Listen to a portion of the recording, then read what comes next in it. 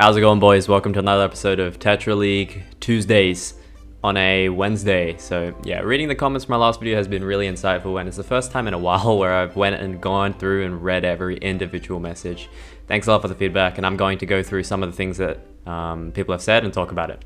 Firstly, people have said that they don't care what type of content that I do, and yeah, I'm here to disprove that with Tetris Goals. It was marked on Steam for being hentai. Bought it during the Black Friday sale. Cost me $3 of my own hard-earned money. That's a good couple minutes of my work. Anyways, back to the meat. Thanks for all the support. This game truly is a treasure, by the way. Anyway, yep. Thanks for the kind words from everyone. I appreciate it a lot. And yeah, I just want to hear everyone's input and hear different perspectives for the things that I've been thinking about and the problems that I've been going through. I think everyone, not everyone, but anyone can relate to it. So you might be able to find some answers, at the very best, closure, or even just some comfort at the very least.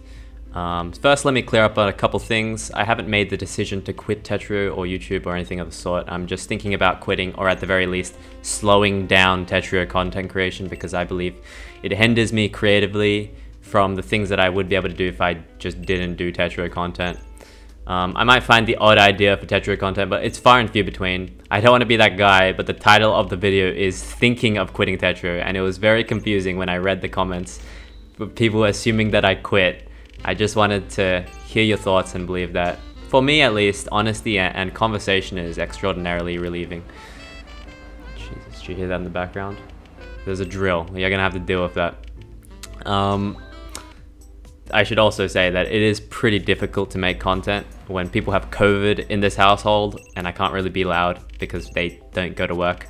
Secondly, people who have thought that I've had depression, I can say that for the most part I am happy throughout my days. I don't have depression, which I am happy to be able to say, because depression and even just general sadness, sadness in particular, is so prevalent these days. And yeah, finally, Tetris has always been my comfort game. It has been that way for years now, and I have always viewed it as such. Not always, but I never really started losing interest in it, nor have I really ever been interested in it in the last 2 years or so. It's always just been a thing that I did on the side. But when I first started out, I was really into it and I was striving to improve. So yeah, and if you're like, how you top 10 play without caring? I have no fucking clue, mate. Cock and balls, just natural God-given juju, no Capri Sun. No, but the main thing that's helped me improve is being conscious of my weakness. I've said this a million times already, but just knowing what you're shit at and working to improve in them. Like, simple as that. You'll be surprised how easy, literally how easy it is to improve when you just know what it is you're fucking up and forcing yourself to work on it. That's the only real hard part, forcing yourself to play shitter in the short term to get a grasp of that special ability in the long run. And even if Tetris isn't something I'm super passionate about anymore compared to when I began playing, forcing myself to build a certain skill set in Tetris is a bit more rewarding than just completely 100% brain dead autopilot. But don't get me wrong, I do autopilot a lot. The amount of times I've been told to try harder, oh my god, those 2 words is for sure in the double digits, like, by now.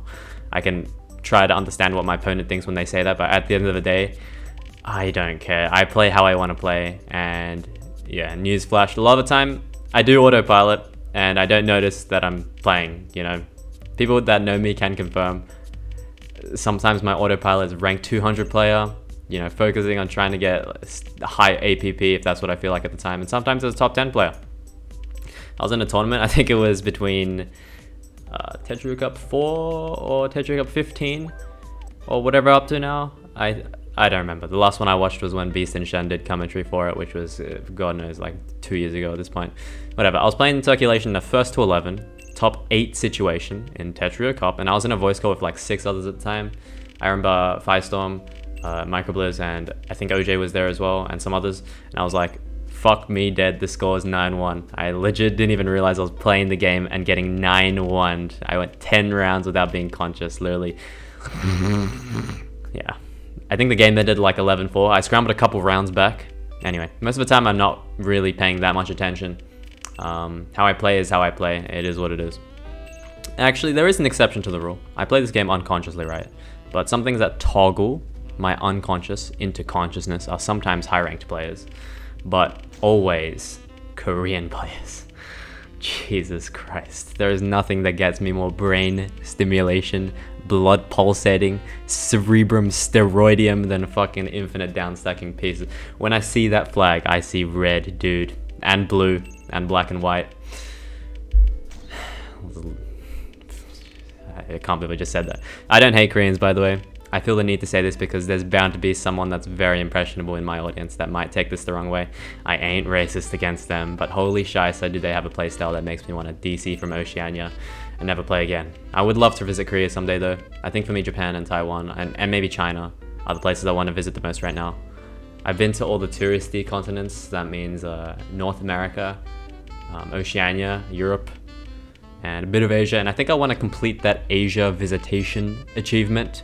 I think that'd look good on my profile. Ain't no way would I crave to go to South America, Kek W, Africa, Megalol, Antarctica. Yeah, Korea and Taiwan, defo the #1 picks for me. Actually, one time I was playing a Korean in Tetrio, who I will remain nameless for legal purposes, of course. And I was on one of my famous misdrop days. It was, I think, 3-1 to them, and they were going 3.3 PPS with 100 APM, which is honestly good stats for Korean stacking. And I was going like 3.5 PPS, misdrop city around like 130 APM. Terrible.